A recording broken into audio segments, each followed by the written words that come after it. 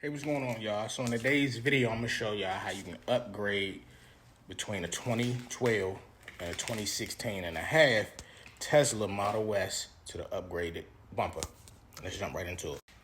So as you all see, this is between the 2012 and the 2016 and a half old bumper with the oval glass, and we're gonna be changing that out to the new upgraded bumper, giving a new fresh look.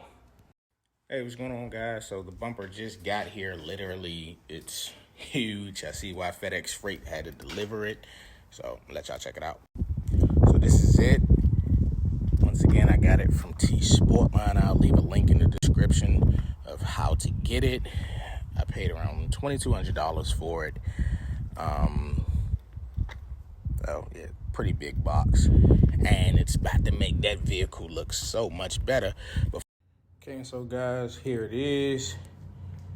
I can tell you the one thing I don't like about it already is that it came with the pieces, the trim and everything, but it didn't come with an installation guide. Like, no installation guide, man, none of that. So look like I'm gonna be free winging it, doing it all on my own. And don't trip that this is black and the car is blue, because the whole car is getting painted tomorrow. I'm gonna drop it off after I install the bumper. So let's get into it. Okay, so you guys, first things first is the tools that you're gonna need. 3 tools: a T25 Torx bit, a pick tool, an extender for when you gotta reach tough places with that bit, and last, a 10mm socket. That's all. So for starters, what we're gonna go ahead and do, lift up these plastic plates. They just lift right up. You just pull them. All right, guys, next you want to use your pick tool to lift up 1 and 2. Got 1 on each side. Okay, so guys, right after that, this just snaps literally right off. Comes right off the car. All right, so now you use your 10mm socket to take this off. This off. There's only 2 of them. You don't have to worry about that one right there, because that one is actually connected to the headlights. And as you can see, after you take out those 2 10mm bolts, you see you have some lift right there, but it's not off just yet.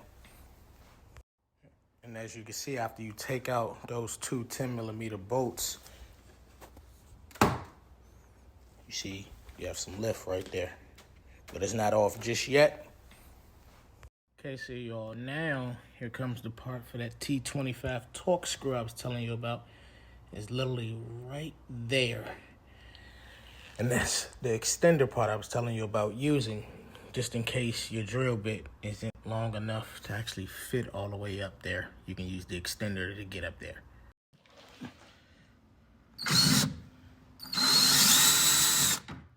There you go.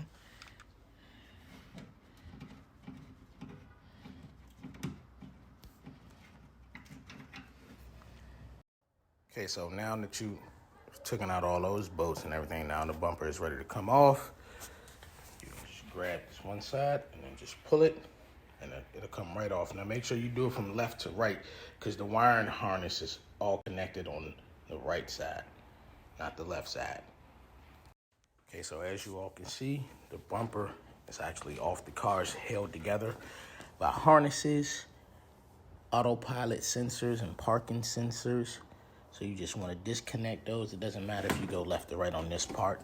You just want to disconnect those, being careful not to break anything. Once you do that, the bumper should fully release from the vehicle. Okay, so let me stop just to give you all a heads up. So you see how you have your sensors on the bumper right here, and how they're actually just held in place by double-sided tape. And once you lift that up, as you can see, comes right on out. I don't want you all to think that you were breaking anything, but it just comes right on out. All of these harnesses and sensors snap right on off. So you all finally got everything disconnected from the bumper, the fog lights, the autopilot sensors, the parking sensors, everything's fully, completely disconnected from the old bumper. Now everything's ready for me to go ahead and install all those sensors and everything to the new bumper. But here comes the fun part.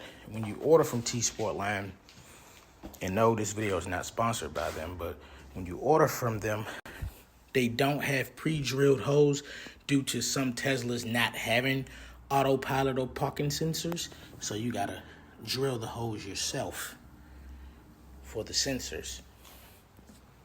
Also, you guys, I almost forgot. This same old honeycomb grill that's at the bottom of the old Tesla bumper, you have to uninstall that with the same T25 Torx bit so that can be reinstalled in the new Tesla front bumper.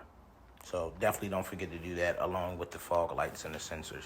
That also has to be installed in it as well. Okay, so y'all try to stay with me. We almost there, I promise. I mean, the bumper's off. We ready to go. We halfway through. Now it's just putting everything on the new bumper and getting the new bumper installed, and then we done. So I got my drill bit to drill the hole for the sensors. Now keep in mind, if your Tesla does not have the parking sensors or the autopilot features, you do not need to do this. You only need to do this if your car does have it. So you all, T marks the spot. Go ahead and drill a hole right there for the side sensor and just follow the sensors all the way across the bumper. My bumper has 6 sensors. Okay, so y'all, this is something I have to tell you. So on their website, it says you would need an 18mm drill bit to make this 18mm hole. This is clearly not. I just did it like the, I just did it the crackhead way. And I went ahead and I went up in there, just like that. Went up in there and I just kept going around, making the hole bigger, but not too big, just enough to have that sensor just snug at it. Like I said, just enough for just it to be in, but be snug in it the way the hole is not that big. Okay, so y'all, I just went ahead and drilled all the holes for the sensors. And I also went ahead and drilled in the old honeycomb bottom mesh grill into the new bumper. Now, I mean, it's pretty easy from here. Of course, you just reinstall all the harnesses and the fog lights to the new bumper. And then you go ahead and reattach it to the car, and you're done. So yeah, y'all, there it go. I didn't put the V-trim in just yet because I'm going to get it painted, have all that painted, then I'm going to put that in once the car is fully painted. But, yeah, y'all tell me what y'all think. It's fully in. I got the parking sensors in, got the autopilot sensors in. Looks nice, especially that matte black. Definitely looks nice. They just got to sand it and get it ready for paint. Took me about an hour and a half to complete. Y'all can definitely do it on y'all own. You ain't got to take it to no body shop or nothing like that. So, y'all tell me what y'all think.